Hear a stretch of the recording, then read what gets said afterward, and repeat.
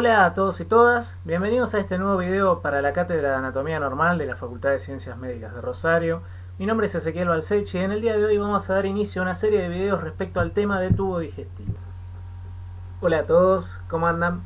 Sé que no esperaban vernos por acá, mi nombre es Ezequiel, soy quien narra algunos de los videos que seguramente ya hayan visto de la Cátedra de Anatomía Normal, formo parte de este hermoso equipo.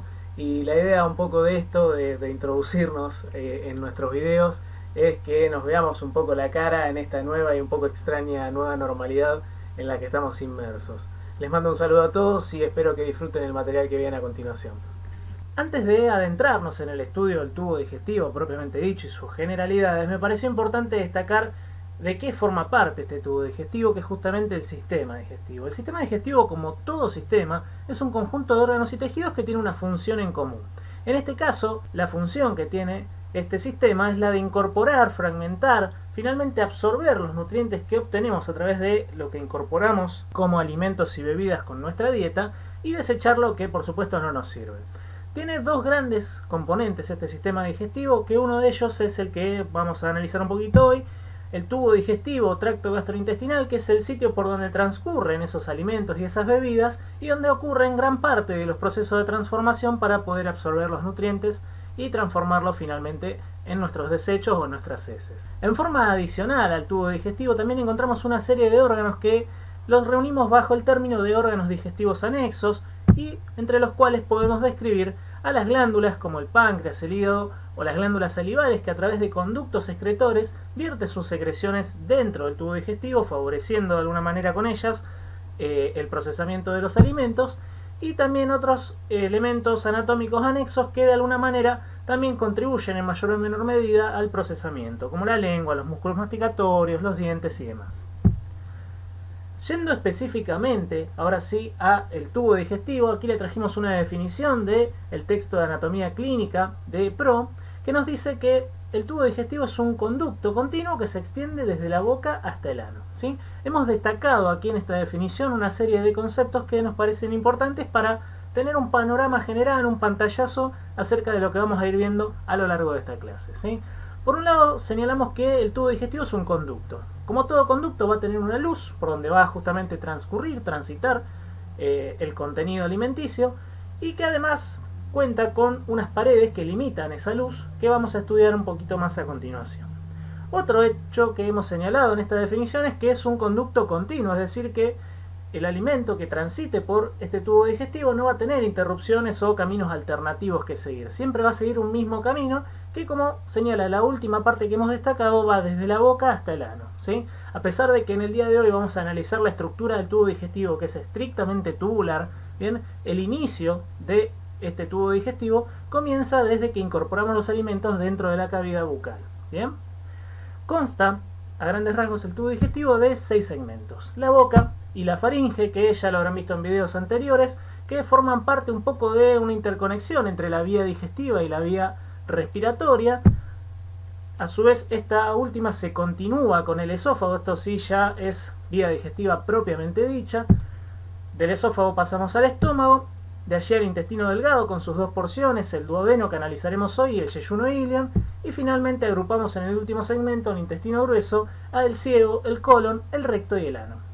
De una manera muy arbitraria podríamos dividir, al menos topográficamente por el plano que nos supone el músculo diafragmático, al tubo digestivo en un sector que esté por encima del mismo, que sería el llamado supradiafragmático, tubo digestivo supradiafragmático, y lo que está por debajo, contenido en la cavidad abdominopélvica, como infradiafragmático. Dentro de los 6 segmentos que hemos mencionado, la boca, la faringe y el esófago formarían parte de la porción supradiafragmática del tubo. Bien, el esófago veremos que hay un poquito de trampa allí. Y con respecto a las 3 vísceras que nos restan, estómago y los intestinos, forman parte del infradiafragmático. Pasamos ahora sí a otra de las características distintivas común a todo el tubo digestivo, que es en cuanto a la constitución anatómica del mismo, ¿sí? Habíamos dicho que al ser un conducto teníamos una luz y teníamos las paredes. Las paredes del tubo digestivo, y esto es invariablemente similar para toda la extensión del tubo, va a poseer, por lo general de manera constante, 4 capas concéntricas, bien, que se repiten en todos sus segmentos. Si vamos desde la luz hacia la superficie, nos vamos a encontrar en primera instancia con la capa que denominamos mucosa, ¿sí? La capa de revestimiento de nuestro conducto, que consta fundamentalmente de un epitelio, que es quien va a estar expuesto al contenido. ¿Bien? Este epitelio, por supuesto, va a tener variaciones segmentarias de acuerdo a la función que tengamos del segmento a considerar, y que característicamente se apoya sobre una superficie de tejido conjuntivo que denominamos lámina propia. En ella podemos encontrar, por ejemplo, algunas glándulas de secreción menor y también ciertos folículos linfoides que forman parte del denominado tejido linfoide asociado a mucosas o asociado a mucosa gástrica. Finalmente, por fuera de todo esto podemos encontrarnos con una capa de células musculares lisas, bien, la más externa de las porciones de la mucosa, que de alguna manera cumple una función en el plegamiento de la totalidad de la lámina propia y del epitelio, lo cual tendría ciertos beneficios en algunos segmentos del tubo digestivo, por ejemplo, con respecto a la función absortiva de los intestinos. Inmediatamente por fuera de la capa mucosa nos encontramos con otra capa, en este caso una capa de tejido conjuntivo bastante celular, que denominaremos submucosa. En la misma vamos a encontrar fundamentalmente muchos plexos venosos, muchos plexos arteriales y un plexo nervioso, ¿bien? Un entramado bastante complejo de redes neuronales que constituyen lo que denominamos el plexo submucoso de Meissner. Ahí lo tenemos coloreándose. Inmediatamente por fuera de la capa submucosa nos vamos a encontrar con una capa de células musculares lisas. En este caso vamos a encontrar dispuestos dos tipos de fibras musculares, una más interna, que corresponde a una disposición mucho más circular, por eso se la denomina la capa circular interna, y por fuera de esta nos encontramos con otra capa de disposición diferente, en este caso longitudinal, que llamamos capa muscular longitudinal externa. En medio de ambas capas, la circular y la longitudinal, también nos vamos a encontrar con un entramado de células nerviosas que constituye lo que denominamos el plexo mioentérico de Auerbach. Tanto el plexo submucoso de Meissner como el plexo mioentérico de Auerbach forman parte de lo que denominamos el sistema nervioso entérico, que a su vez se lo ha descrito como un constituyente más del tejido nervioso autónomo. Finalmente llegamos a la última de las capas de nuestro tubo digestivo, que aquí vamos a tener algunas variaciones que guardan relación con esta clasificación medio arbitraria que hicimos del tubo digestivo en supradiafragmático o infradiafragmático. Por ejemplo, en el tubo digestivo supradiafragmático, no es el caso que tenemos aquí en la imagen, vamos a encontrar por fuera de la capa longitudinal externa, muscular, un tejido conjuntivo que envuelve la totalidad del órgano y a través de la cual se va a relacionar con las vísceras cercanas. A esta capa de tejido conjuntivo externo característico del tubo digestivo supradiafragmático la denominamos adventicia. Mientras que en la vereda de enfrente nos encontramos con el tubo digestivo infradiafragmático, que va a estar revestido, como vemos aquí en la imagen, a lo largo de toda su superficie, y con esto también vamos a ver algunas excepciones, por una membrana serosa, bien, constituida por un mesotelio, ¿sí? Un tipo de epitelio particular, apoyado sobre una capa de tejido conjuntivo, que es el sitio por donde le van a llegar, por ejemplo, los vasos y los nervios a los distintos segmentos del tubo digestivo, y que estudiaremos mucho más específicamente como peritoneo. Aquí tenemos en este cuadro más o menos organizado todo lo que fuimos hablando con las 4 capas constituyentes típicas del tubo digestivo. Muy bien, habiendo delineado ya las características generales del tubo digestivo, vamos a adentrarnos en el estudio y la descripción de los segmentos que nos correspondían en el día de hoy, que hacían parte del extremo más proximal de nuestro tubo digestivo. Comenzaremos entonces con el esófago. Como siempre, cuando comenzamos a describir cualquier órgano o estructura en anatomía, lo primero que debemos decir de él es su definición. Aquí hemos traído una definición bastante simple del esófago, que la describe como el segmento del tubo digestivo que une a la faringe con el estómago, ¿sí? Bien conciso, sin mayores problemas. Ya yendo un poquito más a la descripción específica, decimos que el esófago es un conducto, un músculo membranoso, que va a ir atravesando sucesivamente diferentes segmentos de nuestro cuerpo. Y esta es una característica bastante particular del esófago que le da ciertas peculiaridades. Vamos a ver que en su extremo más superior va a estar localizado en relación con la faringe en la parte inferior del cuello, luego atraviesa en su totalidad a la cavidad torácica, pasa a través del diafragma y también lo encontramos en un pequeño segmento dentro de la cavidad abdominal. En toda su extensión mide aproximadamente unos 25 a 30 centímetros de largo, que van a variar de acuerdo a los movimientos dilutorios y también al estado de flexión o extensión de la cabeza, que puede alargarlo o acortarlo respectivamente.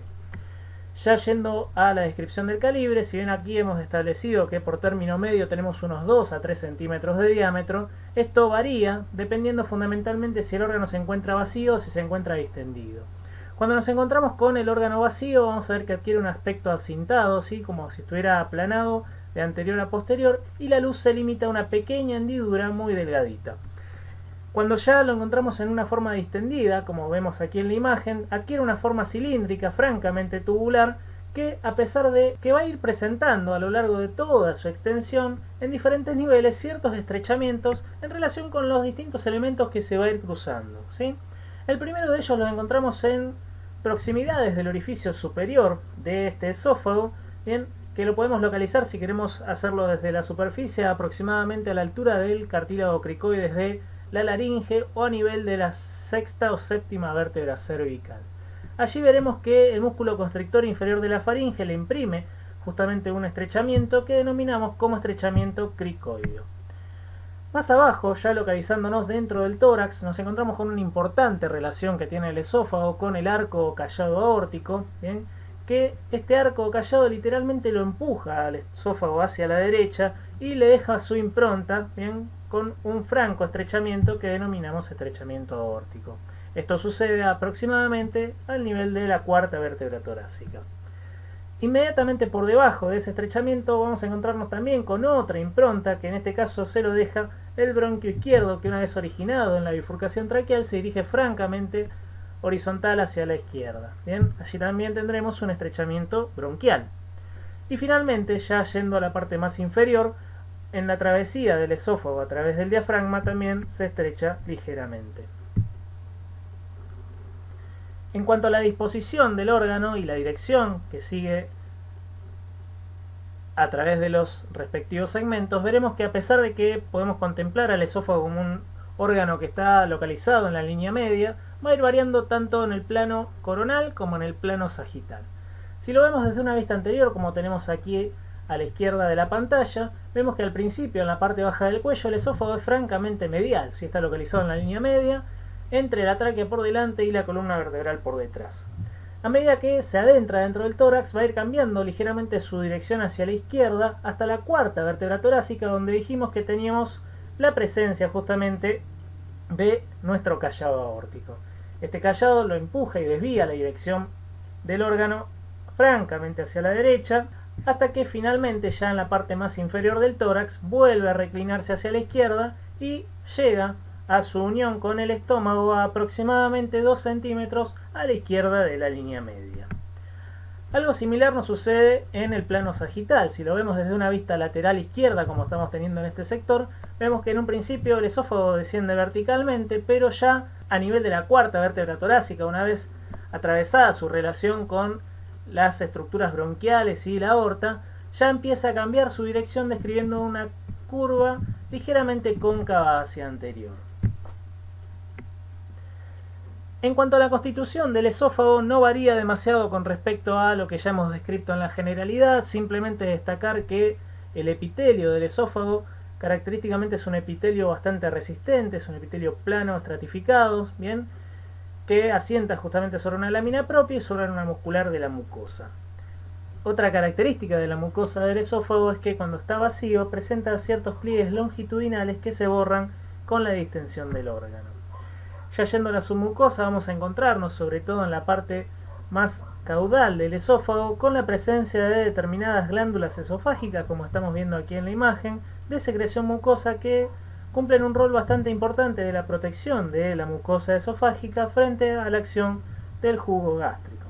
En cuanto a la capa submucosa, no hay mucho más que decir.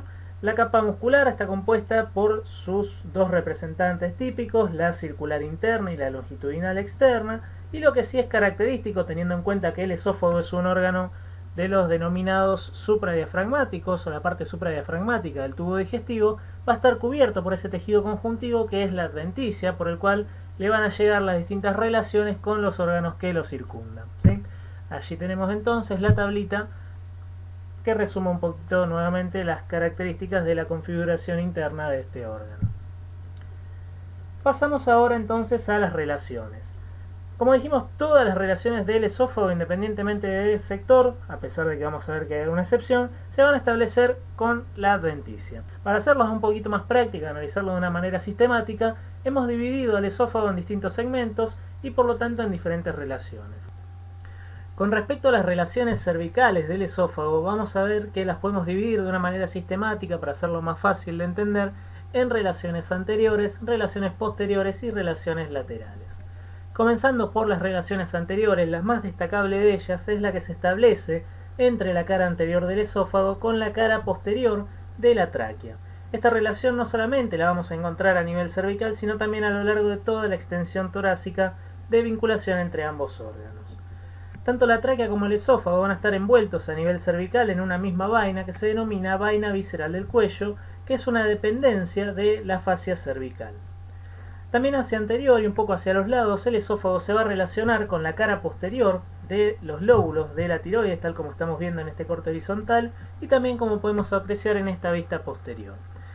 También por contigüidad se relaciona en cierta forma con las glándulas paratiroides inferiores tanto a la derecha como a la izquierda. En cuanto a las relaciones posteriores, podemos apreciar que separando al esófago de la columna cervical, vamos a tener un espacio ocupado por tejido celular laxo, que denominaremos como espacio retrofaringeo o espacio de Henke.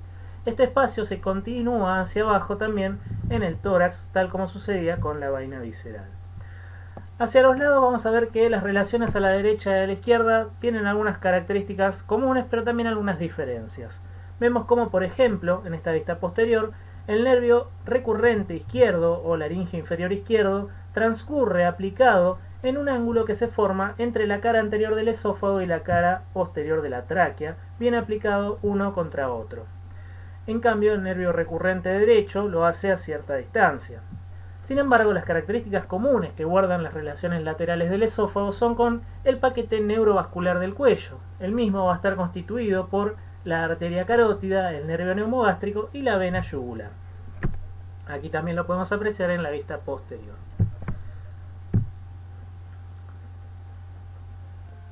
Vamos ahora con el esófago torácico. El esófago torácico vamos a ver que se extiende una vez que ingresa desde el cuello a través del opérculo superior del tórax, desde la segunda vértebra torácica hasta la novena, que corresponde con el pasaje a través del orificio esofágico del diafragma. En este espacio el esófago va a ocupar el denominado mediastino posterior, esto de acuerdo a la clasificación clásica de este espacio del tórax. Vamos a ver que a grandes rasgos las relaciones torácicas del esófago la podemos dividir en relaciones anteriores, posteriores y laterales, tal cual habíamos hecho por las relaciones cervicales. Comenzamos ahora por las relaciones anteriores. Vamos a ver que a grandes rasgos las relaciones anteriores podemos dividirlas en dos partes, una parte superior y otra parte inferior. En la parte superior vamos a ver que el esófago, a través de su cara anterior, continúa su estrecho vínculo con la cara posterior de la tráquea y posteriormente con el bronquio izquierdo. Recordemos que el bronquio izquierdo le dejaba su impronta en el esófago, causándole una estrechez que era la estrechez bronquial. ¿Bien? Una vez que pasamos la bifurcación traqueal, que esto ocurre aproximadamente en la cuarta, quinta vértebra torácica, el esófago se va a vincular fundamentalmente con la cara posterior del pericardio fibroso y más específicamente con el fondo de saco pericárdico de Haller o seno oblicuo. Tal como estamos viendo aquí por transparencia, una vez que extraemos el corazón desde una vista anterior, podemos visualizar el transcurso del esófago. A través de este fondo de saco o seno oblicuo se va a vincular en un muy estrecho espacio con las cavidades cardíacas y fundamentalmente con la más posterior de estas, que es la aurícula izquierda. A su vez, vamos a ver que en esta cara anterior, luego de la bifurcación traqueal, va a transcurrir y se va a ir reclinando cada vez más hasta adquirir una posición anterior el nervio vago izquierdo. Por debajo de la relación con el seno oblicuo y ya en proximidad con el diafragma, me queda delimitado entre el esófago por detrás, el corazón por delante y el diafragma por debajo un espacio triangular que denominaremos espacio de Portal y que habitualmente está relleno por tejido celular laxo. Continuando con las relaciones torácicas posteriores, vemos cómo el esófago sigue aplicado contra la columna vertebral y contra la aponeurosis prevertebral hasta el nivel de la cuarta vértebra torácica, a partir del cual comienza a despegarse progresivamente, de dirigirse hacia adelante, hacia su desembocadura en el estómago. Va a estar separado en este sector de la columna vertebral por un espacio celular laxo homólogo al que encontramos en la región cervical y que denominamos espacio retrofaríngeo. En el espesor de este espacio retrofaríngeo vamos a encontrar algunos elementos destacables. En primera instancia vamos a ver que el nervio vago derecho, que venía transcurriendo a cierta distancia sobre el borde derecho del esófago, se aplica directamente sobre esta cara, sobre todo por debajo de la bifurcación traqueal. Un poco más hacia atrás vemos cómo transcurre de abajo hacia arriba y de derecha hacia izquierda, cruzando enteramente la cara posterior del esófago, el conducto torácico.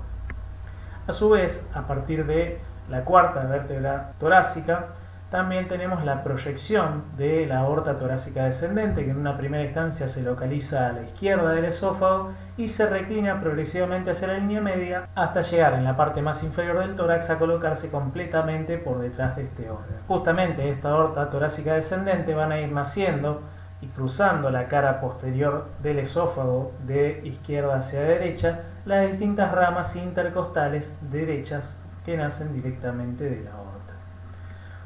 Inclusive un poco por detrás y hacia la derecha encontramos el recorrido de la vena ácigos y atravesando la cara posterior del esófago la desembocadura de la hemiácigos y hemiácigos accesoria.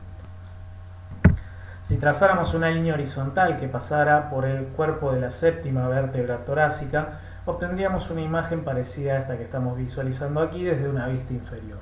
En ella vamos a poder apreciar todos los elementos que ya hemos mencionado tanto en las relaciones anteriores del esófago como en las relaciones posteriores. Con respecto a las relaciones anteriores, esto que tenemos aquí seccionado es el esófago, que como dijimos cuando está vacío tiene un aspecto acintado. Vemos como aplicado sobre la adventicia de este órgano tenemos el recorrido del nervio vago izquierdo y sus ramas e inmediatamente por delante la relación que guarda con el fondo de saco pericárdico de Haller o seno oblicuo y a través de este con la más posterior de las cavidades cardíacas que como dijimos era la aurícula izquierda. Hacia atrás, en el espacio retroesofágico, podemos observar, entre otros elementos, el recorrido del conducto torácico a cierta distancia de la cara posterior del esófago, sobre la cual también podemos observar, vinculado con la adventicia de este órgano, a las ramas del nervio vago derecho. Un poco hacia la izquierda localizamos a la aorta torácica descendente y a la derecha a la vena ácigos con la desembocadura de la hemiácigos justamente que pasa por este sector. Con respecto a las relaciones torácicas laterales vamos a encontrar diferencias significativas a la derecha y a la izquierda. Si lo observamos desde una vista lateral izquierda vemos claramente un objeto que nos llama fácilmente la atención, que es la presencia del arco o callado aórtico. Ya hemos visto que el arco o callado aórtico empujaba de alguna manera al esófago hacia la derecha, provocándole un estrechamiento que denominamos justamente el estrechamiento aórtico.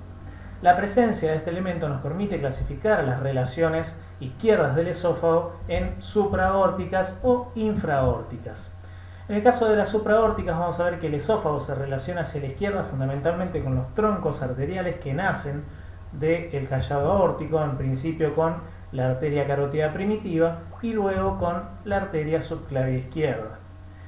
También un poco por encima del callado podemos ver cómo lo cruza lateralmente al esófago la vena intercostal superior izquierda, que es, como vemos, tributaria del tronco brachiocefálico del mismo lado. Todo esto va a estar cubierto a su vez por la pleura mediastínica mediante la cual el esófago se relaciona con la cara medial del pulmón izquierdo. Ya por debajo del callado y ya atravesando los elementos del ilirio pulmonar, el esófago se va a vincular fundamentalmente con la presencia de la aorta torácica descendente que, como habíamos señalado en un principio, se localiza a la izquierda de este órgano y finalmente lo hace por detrás. Cabe destacar que entre la aorta y el esófago se forma un pequeño receso de la pleura mediastínica que conocemos como receso interaortoesofágico. Por otra parte, en cuanto a las relaciones derechas, también tenemos un elemento bastante importante que cruza la cara derecha del esófago a nivel también de la cuarta vértebra torácica, que es justamente el callado de la vena ácigos. Esta vena, que viene transcurriendo aplicada sobre la pared posterior del tórax, se reclina hacia adelante para desembocar finalmente en la cara posterior de la vena cava superior. tanto por encima como por debajo del callado del ácidos, el borde lateral del esófago va a estar recubierto por la pleura mediastínica y destaca, sobre todo en la parte inferior, la presencia de un receso de la misma similar al que teníamos del lado izquierdo, en este caso entre el esófago por delante y la ácido por detrás, denominado receso interácido esofágico. Por último nos quedan las relaciones diafragmáticas y abdominales del esófago. Con respecto a las relaciones diafragmáticas, vemos que el esófago, a través de esta vista anterior, atraviesa el orificio correspondiente del diafragma, que estaría ubicado aproximadamente a nivel del cuerpo de la 10ª o 9ª vértebra torácica, al cual no lo atraviesa solo, sino que también pasa junto con ambos troncos vagales, el nervio vago izquierdo, que como dijimos ya se coloca por la cara anterior del esófago, y el nervio vago derecho, que lo hace por su cara posterior. A través de esa travesía diafragmática lo hace envuelto en una vaina que está compuesta fundamentalmente por tejido celular laxo, en el cual en la parte más inferior podemos encontrar ciertas bolsas de contenido adiposo que de algún modo facilitan el movimiento de deslizamiento que puede ocurrir con el esófago. Como vemos claramente, se produce, y como ya hemos señalado, un estrechamiento a este nivel, pero obviamente no detectamos ningún engrosamiento a nivel de la capa muscular, que no significaría la presencia de un esfínter. Por último nos restan las relaciones del denominado esófago abdominal. El mismo sería la continuación del esófago diafragmático, tiene no más de 2 o 3 centímetros y tiene una forma aproximadamente de embudo, como estamos viendo en este corte coronal de una vista anterior, en el cual termina en su desembocadura en el estómago a través del orificio del cardias. A ese nivel o un poco por encima podemos observar en la mucosa una línea dentada que significa el cambio de los epitelios de la mucosa esofágica, que como dijimos tiene un epitelio plano estratificado, hacia la mucosa gástrica, que ya veremos cuáles son sus características. Esta línea dentada recibe la denominación de línea Z. Ya hacia la superficie podemos observar cómo las relaciones del esófago abdominal son bastante parecidas a la del esófago diafragmático, vinculándose fundamentalmente con ambos nervios vagos que, como dijimos, el vago izquierdo transita por su cara anterior, mientras que el nervio vago derecho lo hace por su cara posterior. Otra característica distintiva del esófago abdominal es que al menos en su cara anterior deja de estar revestido por la adventicia y lo hace a través del peritoneo.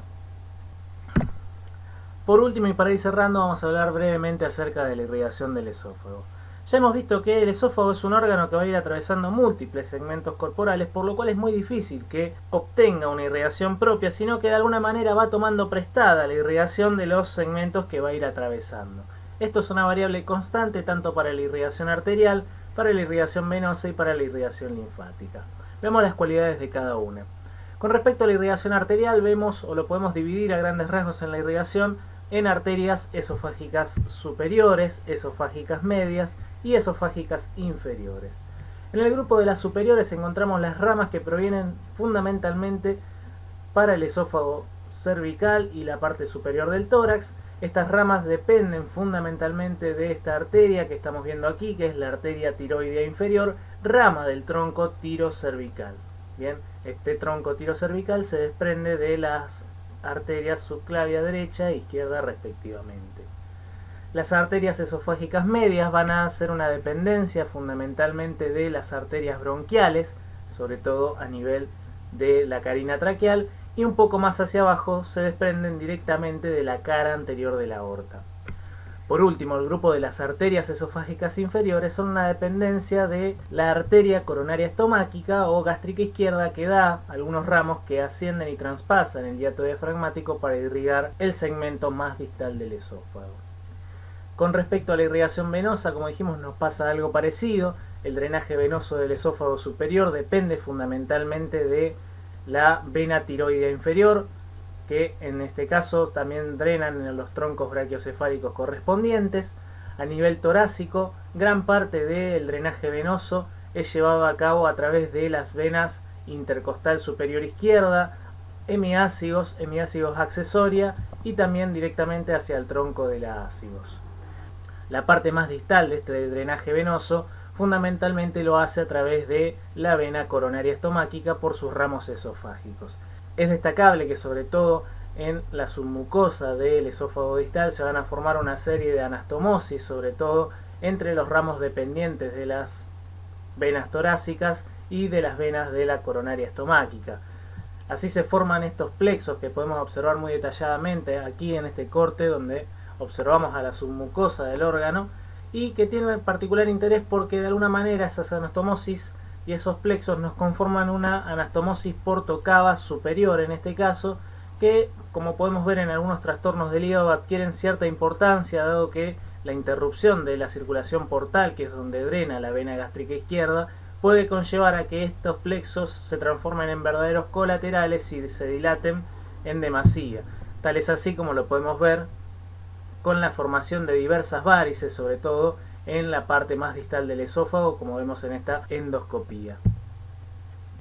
Con respecto al drenaje linfático no es la excepción. Encontraremos con que el tercio superior del esófago va a ir drenando gran parte de su drenaje linfático hacia los ganglios de la cadena yugular, mientras que los de la parte media del esófago, sobre todo el esófago torácico, lo va a hacer fundamentalmente a los ganglios paratraqueales e intertraqueobronquiales, y finalmente los sectores más distales del esófago lo hacen hacia los ganglios del tronco celíaco. Nos resta hacer solo mención acerca de la inervación del esófago, que es esencialmente motora y que tiene su componente parasimpático y su componente simpático. Con respecto al parasimpático, vemos que por encima de los bronquios, las ramas que se encargan de la inervación del segmento proximal del esófago provienen esencialmente de los nervios recurrentes o laringeos inferiores correspondientes a ambos nervios vagos, mientras que en la parte más inferior lo hacen directamente de los troncos vagales, izquierdos y derechos, que como ya hemos mencionado recorren la cara anterior y posterior del esófago. Allí van a ir formando diferentes conexiones que constituyen un verdadero plexo periesofágico. En cuanto al componente simpático, proviene fundamentalmente del esplácnico torácico, que va dejando algunas ramas en su paso para el esófago, mezclándose en ese plexo periesofágico con las ramas de ambos nervios vagos. Aquí en la disección podemos visualizar cómo transcurren todos estos nervios a través de la adventicia del órgano. Finalizado el esófago, pasamos al siguiente segmento del tubo digestivo, que es el estómago. Para el estómago agregamos no solamente que es la parte que conecta al esófago con el duodeno, con el intestino delgado, sino que también le agregamos algo más a la definición, que es el segmento dilatado del tubo digestivo, ¿sí? Esta forma de saco que tiene el estómago guarda relación directa con la funcionalidad que cumple, ¿sí? Por un lado, vamos a ver que es un órgano de almacenamiento donde los alimentos van a ir a estar en una primera instancia, y también produce dentro de su interior diversos movimientos de mezcla con las distintas secreciones que va a ir produciendo este estómago, que fundamentalmente son representadas a través del jugo gástrico. En cuanto a la ubicación, si queremos localizarlo desde la topografía intraabdominal, lo localizamos en un espacio denominado celda subfrénica izquierda, que va a estar limitado hacia arriba y hacia afuera por el diafragma, que hace una especie de cúpula, hacia abajo por la presencia del colon transverso con su mesocolon transverso respectivamente, y hacia adentro va a estar limitado por la región celíaca. En cuanto a la forma, como hemos señalado acá, hay muchas formas de visualizarlo. La mayoría de los autores concuerdan en otorgarle una forma de cornamusa, de J o incluso de un cono invertido de base superior. En cuanto a la configuración externa de este órgano, vamos a destacar algunas cuestiones que son bastante importantes. Por un lado, podemos dividir al estómago en dos grandes porciones. Tenemos una porción que es vertical, bien que la llamamos porción descendente del estómago, y una porción horizontal o porción pilórica del estómago. Ambas van a estar divididas por un ángulo que se marca sobre todo a nivel de la curvatura menor, que se denomina la incisura angular. A partir de allí trazamos una línea que, siguiendo un trayecto aproximadamente vertical, me separa ambas porciones descendentes y pilóricas. En cuanto a la porción descendente, podremos observar o podemos dividirla a grandes rasgos en tres segmentos. Un segmento más cefálico, que corresponde a lo que denominamos el fundus gástrico o tuberosidad mayor. Esta parte de la porción descendente o vertical del estómago tiene una forma convexa hacia arriba, es decir, que tiene una forma aproximadamente de cúpula, y es la parte, si se quiere, más ancha y más alta que vamos a encontrar en el estómago, es decir, que va a estar por encima del orificio de desembocadura del esófago, ¿sí? Se sitúa por debajo del diafragma, ya veremos bien la relación que tiene con este, y vamos a ver que se prolonga hacia abajo hasta un plano horizontal que pasa por el extremo superior del orificio esofágico del estómago o cardias. Inmediatamente por debajo de este límite ficticio que trazamos, tenemos el siguiente segmento de la porción descendente que se corresponde con el cuerpo del estómago, el cuerpo gástrico, que tiene una forma aproximadamente cilíndrica, que generalmente cuando está vacío está aplicada la cara anterior sobre la cara posterior, ¿bien? Y por supuesto está delimitado por dos bordes bien marcados que ya mencionaremos. También algunos autores mencionan una tercera porción del segmento descendente del estómago correspondiente al polo inferior, a una tuberosidad menor del estómago, que sería un poco el segmento más declive de esta porción vertical o descendente. Con respecto a la porción pilórica, representa un tercio del total de la longitud del órgano en comparación con la porción descendente. Vemos cómo de a poco se va estrechando, bien, hasta llegar en su extremo derecho a el orificio de salida del estómago que constituye el píloro.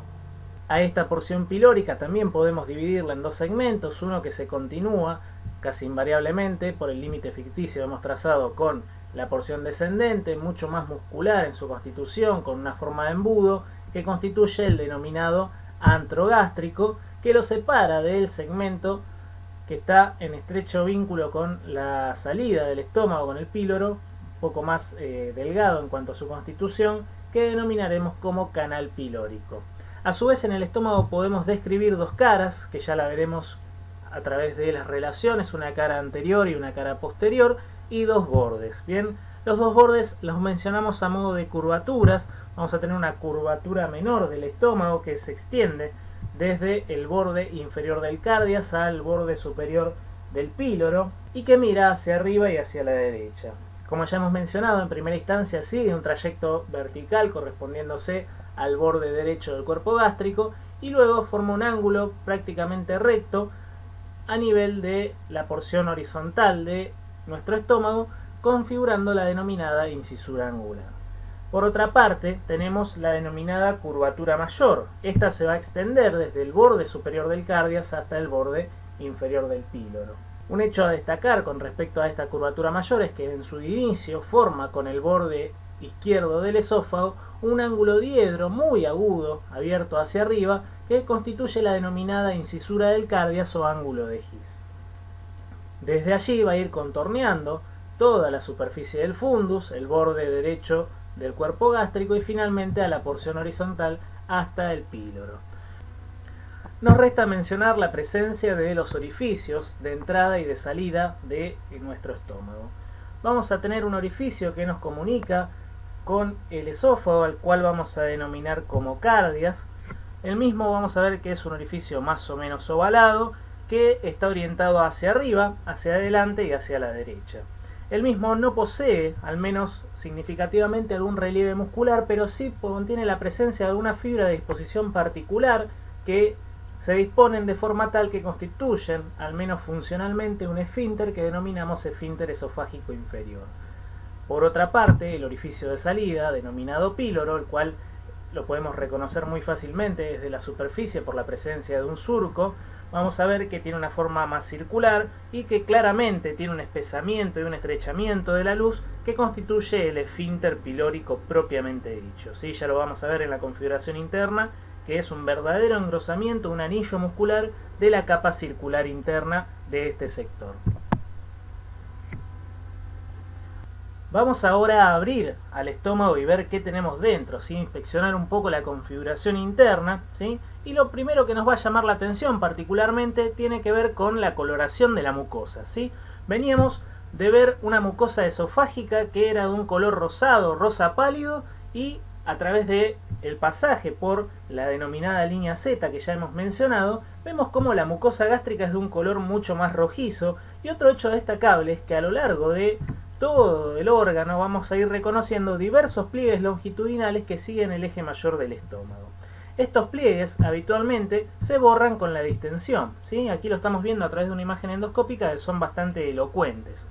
Sin embargo, también vamos a ver, si acercamos un poquito más la cámara hacia la superficie en la endoscopía, la presencia de determinadas superficies delimitadas por unos surcos más finos que los pliegues, que constituyen superficies sobreelevadas, poligonales, que denominamos como mamelones. Estos mamelones y sus surcos que los separan no se borran a través de la distensión. Con respecto a las células que forman parte de esta mucosa gástrica y fundamentalmente de su epitelio, cabe destacar la presencia en determinados sectores de la mucosa de glándulas específicas.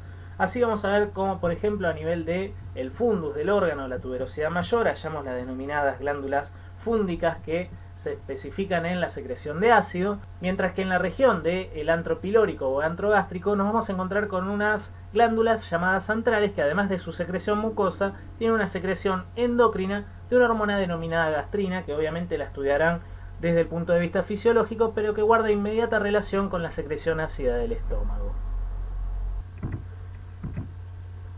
Por otro lado, en cuanto a la configuración interna del órgano, nos interesan las capas musculares, ¿sí? Vamos a tener, por supuesto, como ya hemos mencionado de manera constante, las dos capas típicas de cualquier víscera del tubo digestivo, ¿sí? Una capa longitudinal externa, que es la continuación un poco de la capa que venía recubriendo al esófago, y si avanzamos un poquito sobre la disección de las fibras, también podremos encontrar una capa de células circulares que también parece de alguna manera continuar las del esófago, sobre todo a nivel de la curvatura menor. Sin embargo, si hacemos una ventana a través de las fibras circulares, nos hallamos con la sorpresa de que tenemos una tercera capa más profunda de fibras que constituyen las denominadas fibras oblicuas.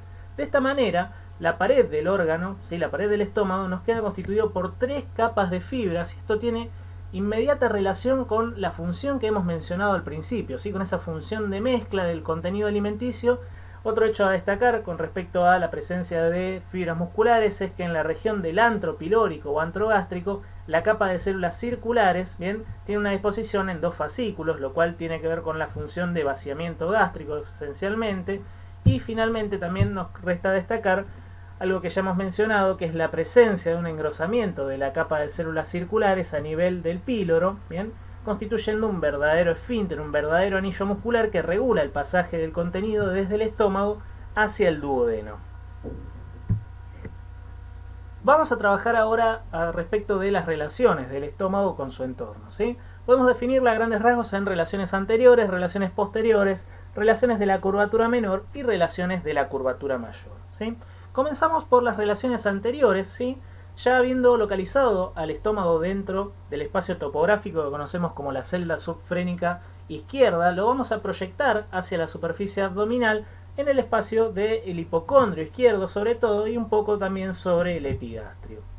A las relaciones anteriores del estómago podemos dividirla a grandes rasgos en dos segmentos.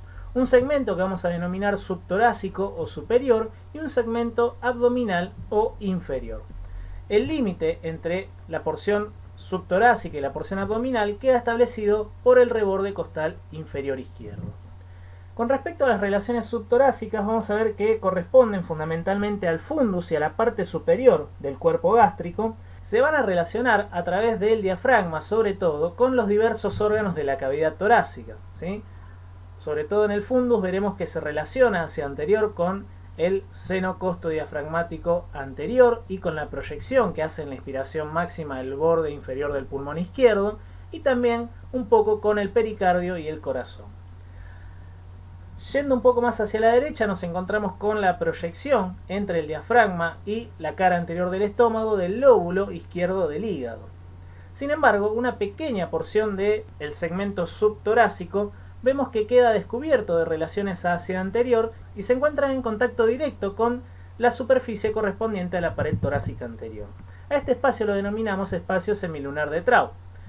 Lo vamos a delimitar hacia abajo con el reborde costal izquierdo, ¿sí? Hacia afuera con la línea axilar media y hacia arriba por una línea cóncava que se extiende desde aproximadamente el octavo cartílago costal izquierdo, ascendiendo hasta el quinto espacio intercostal aproximadamente y luego descendiendo hacia la línea axilar anterior, ¿sí? ¿Por qué es importante? Porque es justamente una forma que yo tengo de poder explorar las características semiológicas desde el estómago. Allí lo vemos coloreándose al correspondiente espacio semilunar de Traut. Bien. En cuanto a la porción inferior abdominal, va a corresponderse con la porción inferior del cuerpo, la incisura angular, y casi toda la porción pilórica u horizontal del órgano. Esta porción se va a proyectar directamente sobre el epigastrio, sobre la pared abdominal anterior, en un espacio delimitado hacia arriba y hacia la derecha por el borde inferior del hígado, hacia la izquierda por el reborde costal inferior y hacia abajo por una línea tangente que pasaría aproximadamente por los novenos cartílagos costales, delimitándome así un espacio que conocemos como triángulo de la B. Pasamos ahora a hablar de las relaciones posteriores del estómago. También podremos reconocer al menos dos porciones de estas relaciones posteriores, ¿sí?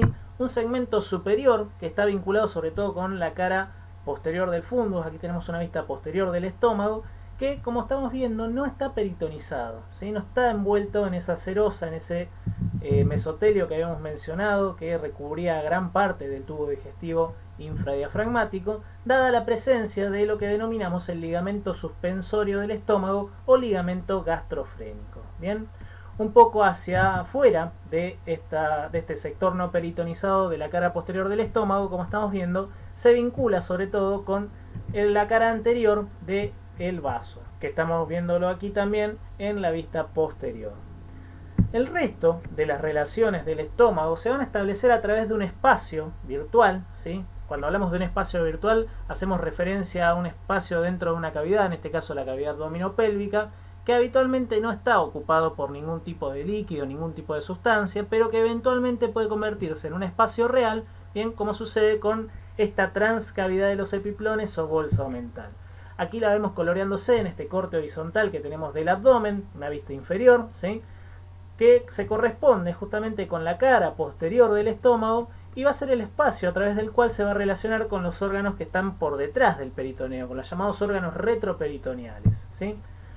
En este otro corte estamos visualizando cómo la cara posterior del estómago, sobre todo del cuerpo y la porción pilórica del mismo, se relaciona hacia atrás con la cara anterior del páncreas, ¿sí? Sobre todo con el cuerpo y la cola de este órgano, y como vemos también transitando sobre el borde superior del páncreas con los distintos vasos esplénicos, ¿sí? Con la arteria y la vena esplénica.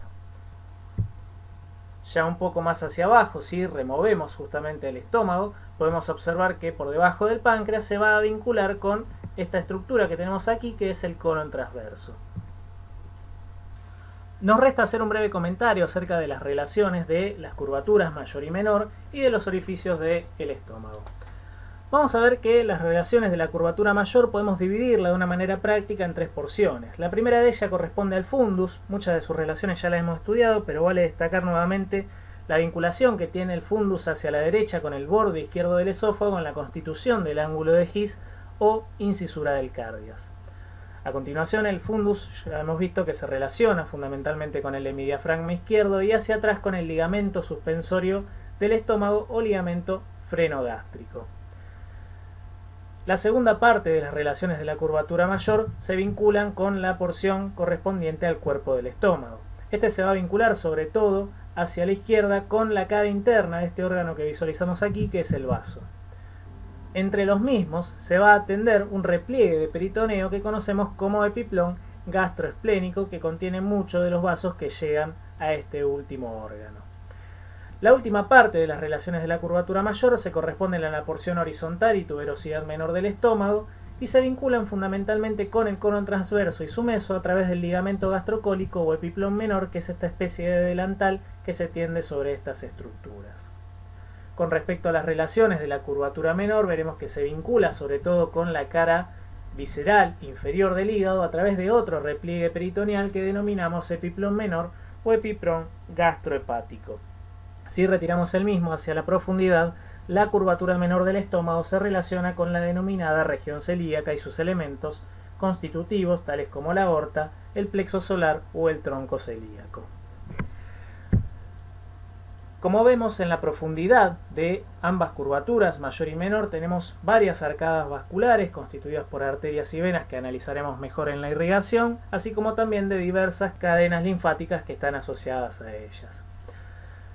Nos queda mencionar solamente las relaciones importantes a respecto del cardias y del píloro, ¿sí? Con respecto al cardia podemos mencionar que se encuentra aproximadamente 2 centímetros a la izquierda de la línea media y se vincula sobre todo hacia adelante con la cara visceral del hígado, sobre todo del lóbulo izquierdo de este órgano, y hacia atrás, como podemos ver en esta imagen, se relaciona un poco con el pilar izquierdo del diafragma.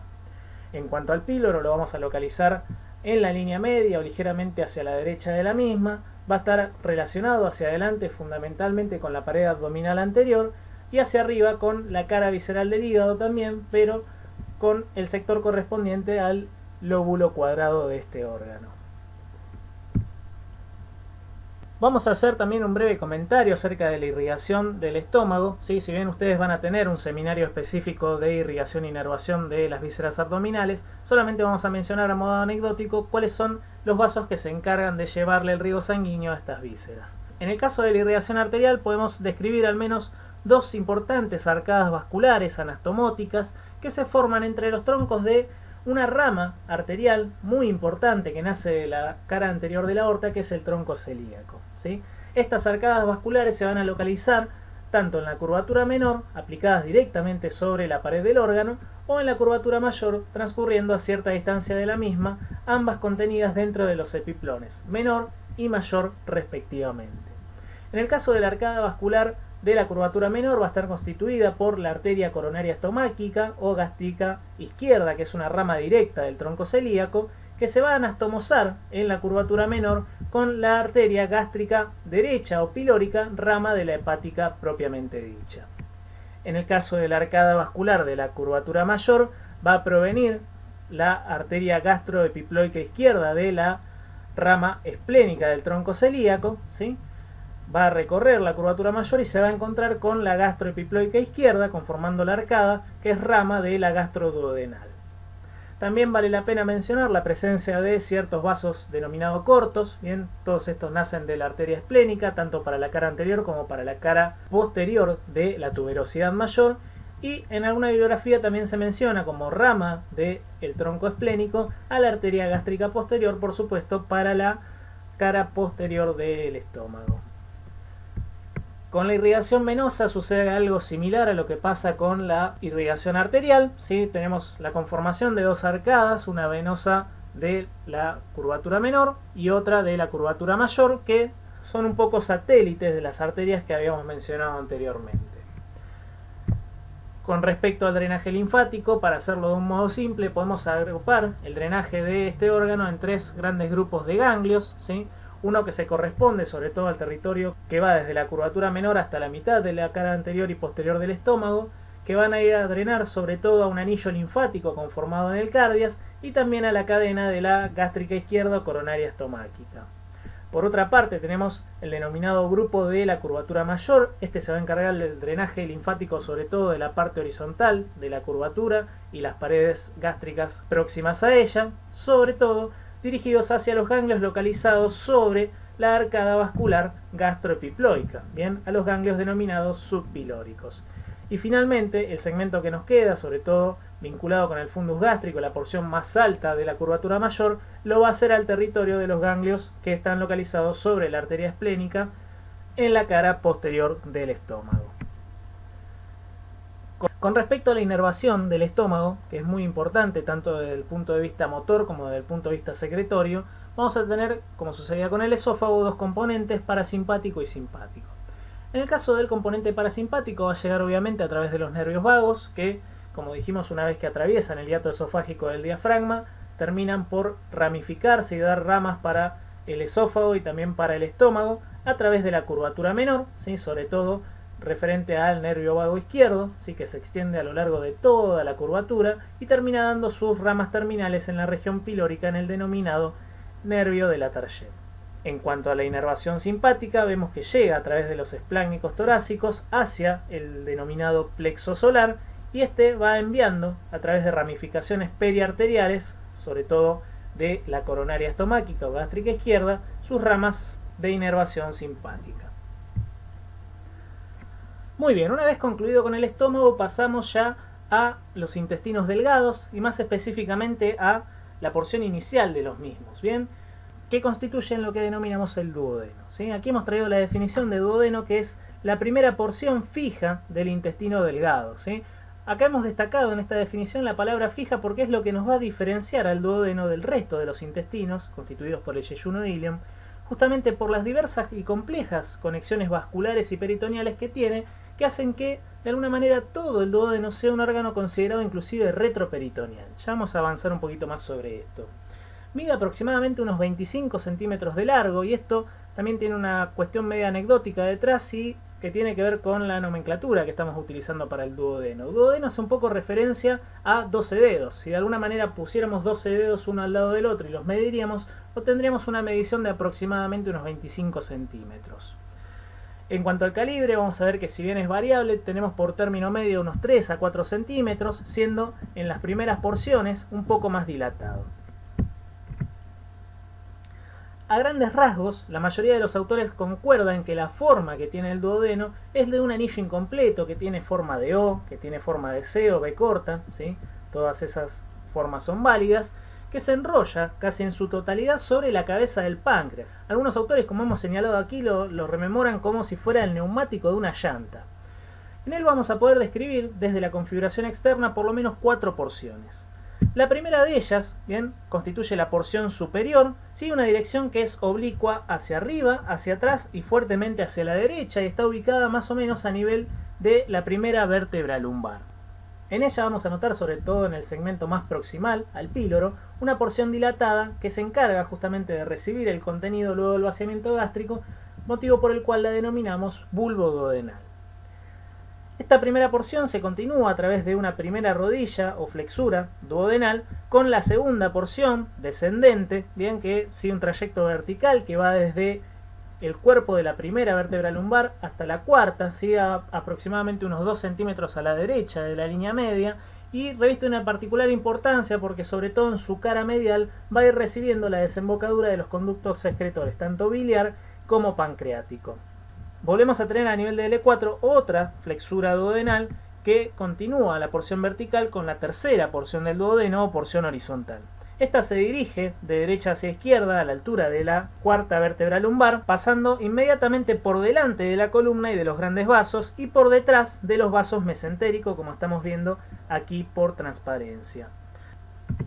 Finalmente, y sin una delimitación muy clara, se continúa con la porción ascendente o cuarta porción del duodeno que se dirige francamente hacia arriba y hacia la izquierda, desde L4 hasta L2, hasta la denominada flexura duodeno-yeyunal. Este ángulo se forma justamente por una extensión de una formación fibromuscular que constituye el músculo suspensorio del duodeno o simplemente músculo de Treitz, que se dirige desde la flexura hasta el pilar izquierdo del diafragma. Con respecto a la conformación de las paredes del duodeno, vamos a poder apreciar y diferenciar las 4 capas que ya hemos mencionado, que son comunes a todo el tubo digestivo e infradiafragmático. Si analizamos de adentro hacia afuera, vamos a encontrarnos con que la superficie del duodeno, de su mucosa, va a variar de acuerdo al segmento que estemos considerando. En los segmentos iniciales del duodeno, y sobre todo por encima de la desembocadura de los conductos biliares y pancreáticos a nivel de la segunda porción, vamos a encontrarnos con que la mucosa tiene un aspecto un tanto más liso, ¿sí? Y si observamos desde el punto de vista histológico, también vamos a contar con un tipo de glándulas especiales que solamente las vamos a encontrar en este sector, que se denominan glándulas de Brunner. A medida que nos dirigimos hacia la porción más distal del duodeno, nos vamos a ir encontrando con que la superficie mucosa se va a ir tornando cada vez más irregular por la presencia de una serie de pliegues transversales y de aspecto semicircular que aumentan su número progresivamente y que denominamos como válvulas conniventes. Un aspecto que nos llama poderosamente la atención al respecto de la superficie mucosa es la presencia en la cara medial de la segunda porción de 2 salientes cónicos sobreelevados que corresponden justamente a las desembocaduras de los conductos de las glándulas excretoras. En ellos vamos a encontrar un saliente cónico de aproximadamente unos 5 a 10 milímetros de altura, muchas veces cubierto en su vértice por la presencia de una de las válvulas conniventes que denominamos como papila o como carúncula mayor. Esta prominencia, si la observamos más en detalle, vamos a ver que se corresponde con la ampolla hepatopancreática o ampolla de Vater, sí, que es el sector donde va a desembocar en conjunto el conducto colédoco y el conducto pancreático principal. Un poco por encima de la misma vamos a encontrar un saliente de menor tamaño, inconstante, que se denomina carúncula menor y que corresponde, si existe, a la desembocadura del conducto pancreático accesorio o conducto de Santorini. En cuanto a la submucosa, vamos a ver que es una capa de tejido conjuntivo bastante laxo, y la muscular se corresponde a las dos capas que ya reconocemos, una capa circular interna y una capa longitudinal externa. Vamos a ver que la particularidad de la capa muscular es que alrededor de la desembocadura de la ampolla biliopancreática conforma una serie de elementos musculares autónomos que controlan justamente la evacuación de estos conductos, al cual vamos a denominar como esfínter de Oddi. Con respecto al revestimiento seroso, vamos a ver que la disposición de la misma es bastante particular con el duodeno. Vamos a ver que a excepción de la parte más medial de la primera porción, que está peritonizada por ambas caras por la contigüidad justamente de la serosa que reviste a la región pilórica del estómago, tanto en su cara anterior como en su cara posterior, el resto del duodeno solo va a tener serosa sobre su cara anterior, mientras que la cara posterior va a estar fijada a través de una fascia de coalescencia que se denomina fascia retroduodenopancreática o fascia de Treitz. Aquí estamos viendo cómo ocurre este fenómeno de la formación de la fascia de coalescencia durante el periodo de vida fetal.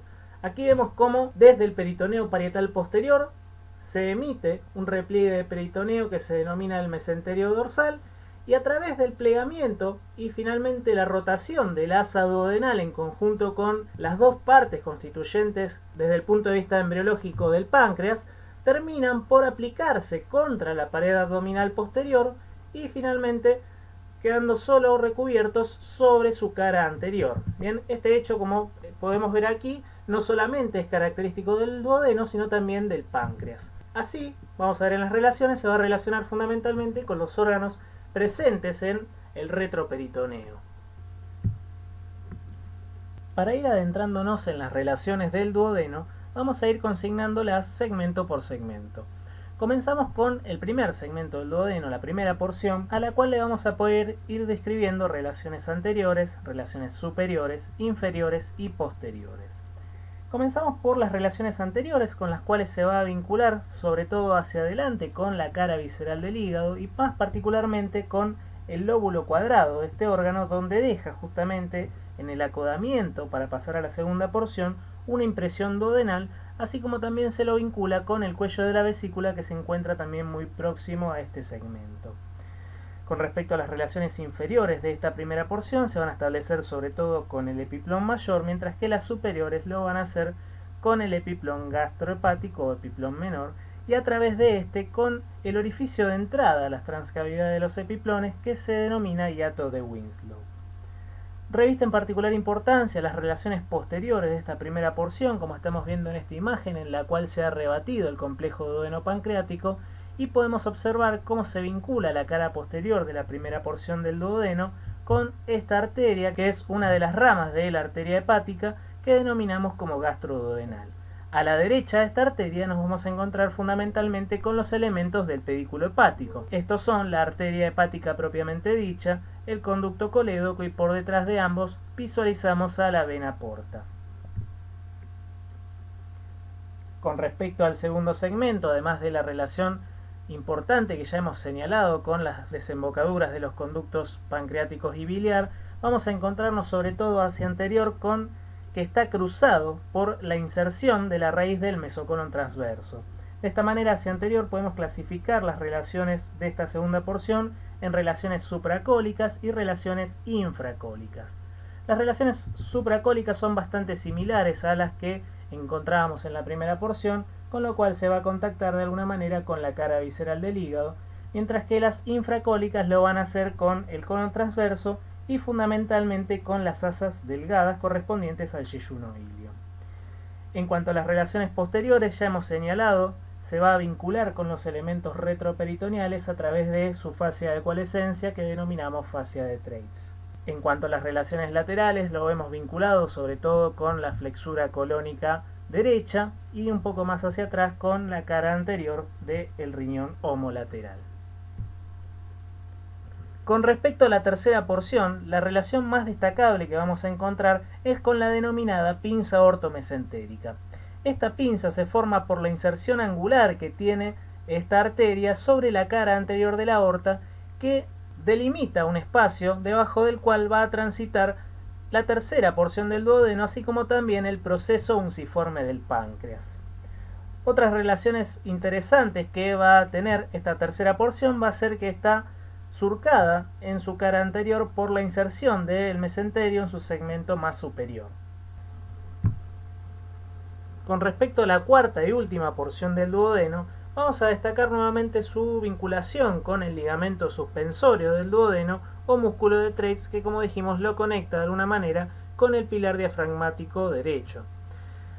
También podemos destacar que esta última porción va a estar cubierta casi en su totalidad por la hoja posterior del mesocolon transverso, así como también relacionándose con las asas delgadas del yeyuno ilio. Dada la inserción del mesenterio en su proximidad, podemos ver cómo en ocasiones se forman ciertos divertículos o fondos de sacos peritoneales que denominaremos en su conjunto como recesos duodenales. Encontramos un receso duodenal superior habitualmente y uno inferior, donde pueden ocurrir en algunas circunstancias herniaciones de alguna de las asas delgadas. Con respecto a la irrigación arterial del duodeno, podemos señalar que se conforma a través de dos arcos pancreático-duodenales.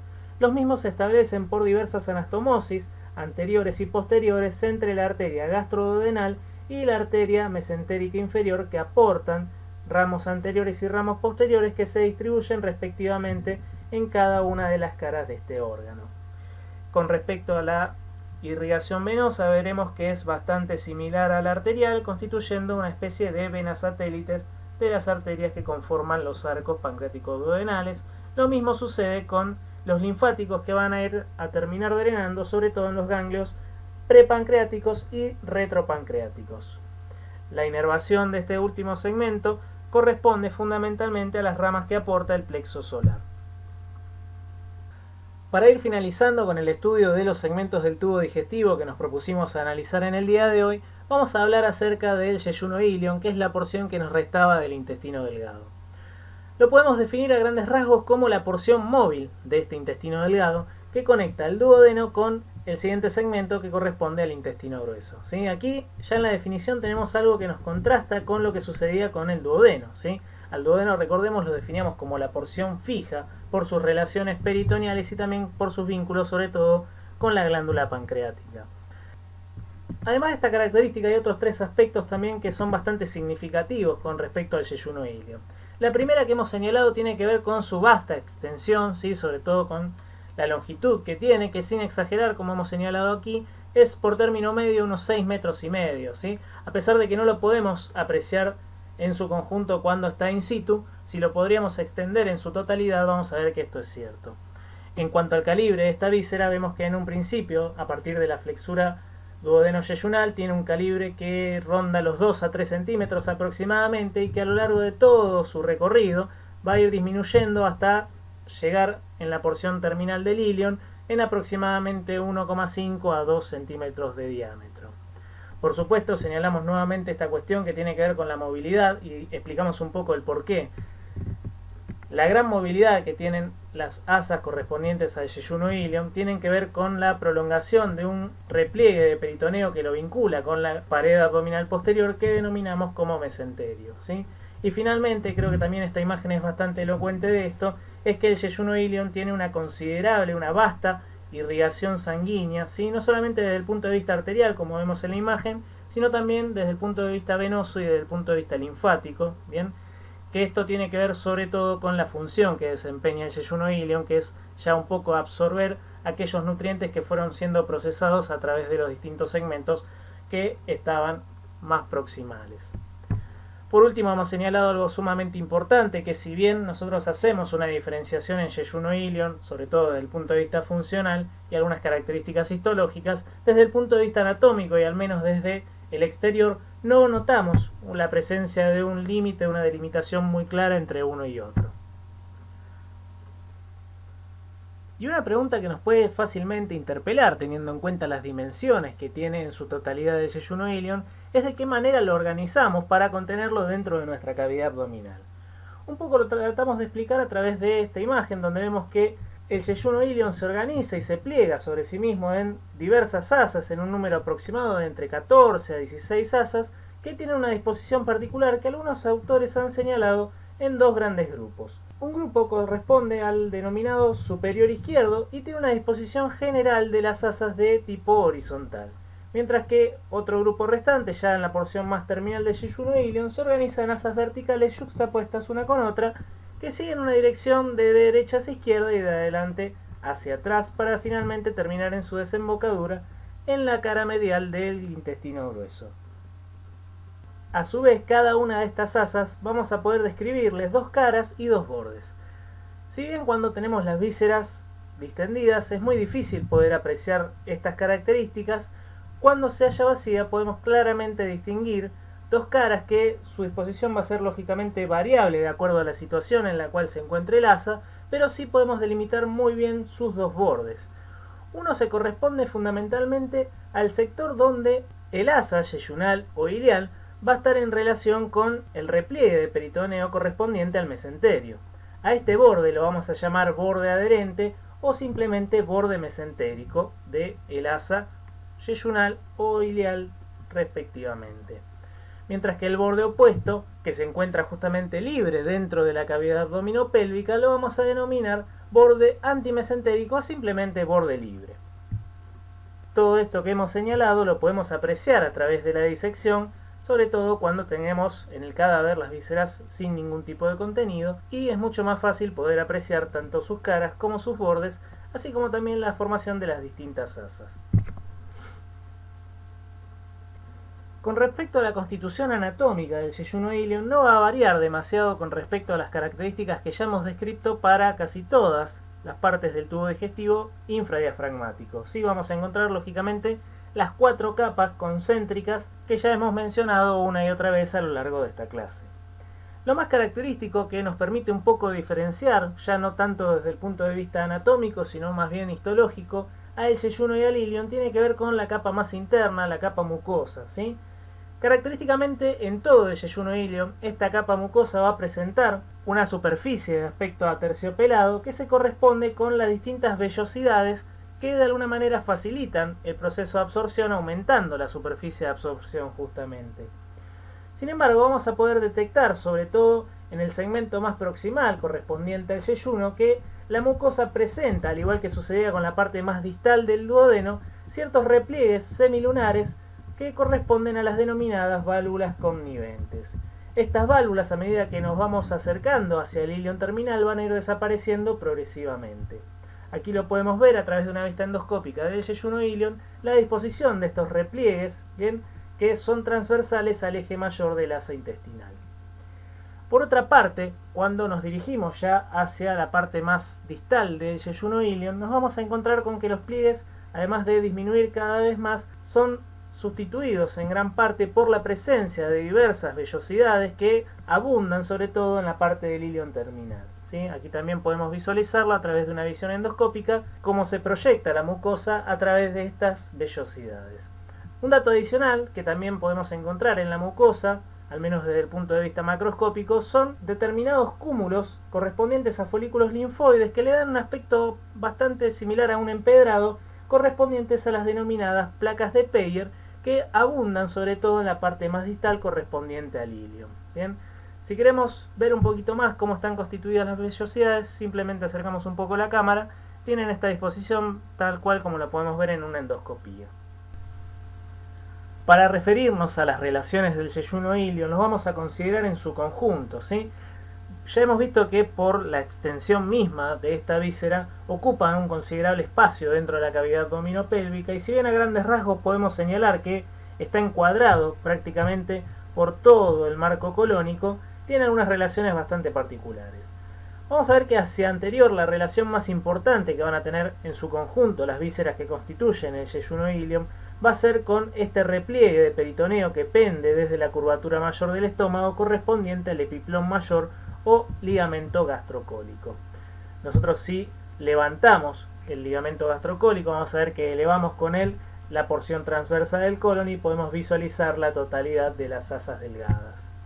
Aquí lo estamos viendo, por ejemplo, en la disección del cadáver, que al elevar el ligamento gastrocólico o epiplón mayor podemos observar todas las asas en su conjunto. Si mantenemos elevado el epiplón mayor y corremos hacia un lado la totalidad del yeyunoilion, podemos ver que la relación posterior que van a tener estos órganos es con la pared abdominal posterior y con los órganos denominados retroperitoneales, que constituyen en este segmento fundamentalmente los grandes vasos del abdomen. Estos son la aorta abdominal y la vena cava inferior. Hacia abajo veremos que se relaciona fundamentalmente con los órganos contenidos dentro de la pelvis menor, que corresponden fundamentalmente a la vejiga, a los uréteres, a los órganos genitales masculinos y femeninos respectivamente, y al segmento más distal del tubo digestivo, que corresponde con el recto. Ya hacia arriba, como podemos apreciar en este corte lateral, la relación superior inmediata que tenemos de las asas delgadas, sobre todo las que tienen una disposición más cefálica, es con la hoja posterior del mesocolon transverso y finalmente con el colon transverso en sí mismo. Ya para ir finalizando con yeyunoilion, vamos a hablar acerca de su irrigación, que como hemos señalado al principio es una de sus características fundamentales. En lo que respecta a la irrigación arterial, veremos que todas las arterias que se encargan de la irrigación del yeyunoilion nacen de un gran tronco arterial que se origina en la cara anterior de la aorta abdominal y que denominamos arteria mesentérica superior. A partir del flanco izquierdo de esta arteria se van a ir desprendiendo diferentes ramas arteriales bastante largas que se van a introducir dentro del mesenterio, como estamos viendo por ejemplo en esta bella disección que hicieron mis compañeras del departamento de abdomen, para finalmente ir anastomosándose entre sí, concluyendo en diferentes arcadas, ¿bien?, que al aproximarse hacia el borde mesentérico del asa acaban por dar una serie de vasos rectos que al llegar a la pared del órgano se distribuyen por sus caras anterior y posterior y acaban por anastomosarse en el borde libre de las mismas. Por otro lado, el drenaje venoso y linfático reviste en el yeyunoilion una doble tarea. Por un lado, la de la irrigación basal, como en cualquier otro órgano, pero a la vez una irrigación funcional que está vinculado con el transporte de los distintos nutrientes que son absorbidos dentro del intestino. En lo que respecta al drenaje venoso, veremos que presenta una disposición bastante similar a la de las arterias, constituyendo en su conjunto, a través de distintos ramos yeyunales e iliales, la vena mesentérica superior, que al unirse con el tronco de la vena esplénica constituyen la vena porta hepática. En el caso de los linfáticos, a partir de diversas redes submucosas se constituyen los denominados vasos quilíferos, que al transcurrir a través del mesenterio van haciendo escala en diversas estaciones ganglionares, como las yuxtaintestinales, muy próximas al borde mesentérico del asa intestinal, ganglios intermedios y finalmente los ganglios mesentéricos superiores. A partir de allí van a acabar por drenar en la denominada cisterna del Quilo, cisterna de Pequet, que más adelante se continúa con el conducto torácico. Para concluir, la inervación que presenta el yeyunoilion, tal cual como el resto de las vísceras contenidas dentro del abdomen, presenta dos componentes, uno simpático y otro parasimpático. En este caso vamos a ver que ambos provienen tanto del plexo solar o plexo celíaco como de los ganglios nerviosos mesentéricos superiores. A partir de allí van a llegar distintos ramos nerviosos hacia las paredes intestinales a través de diversos plexos que se van formando en el espesor de las vainas periarteriales. Esto quiere decir que a donde va a llegar un vaso, indefectiblemente va a llegar su inervación autónoma. Queríamos dejarle cuál es la bibliografía que pueden llegar a utilizar para leer y desarrollar estos temas con mayor profundidad, y con esta bella frase nos despedimos. Muchas gracias por su atención, nos vemos la próxima.